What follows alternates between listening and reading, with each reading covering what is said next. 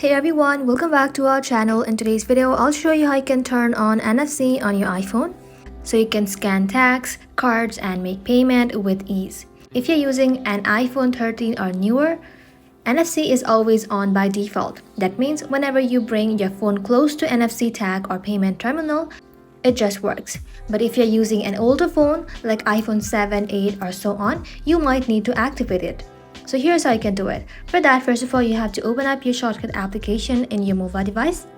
And inside here, you need to go ahead and simply tap on automation. Now select new automation and just like that, scroll below. Here you will then be able to find NFC tag. Go ahead and simply tap onto it. And just like that, you need to go ahead and simply select scan. Now hold your iPhone near an NFC tag until it registers. And just like that, you can name that tag and assign actions, for example, open an app, launch a shortcut, or trigger a custom task. And that's it. Super simple. Thank you all for watching. If this video was helpful, leave a like and sub, and I'll see you in the next one.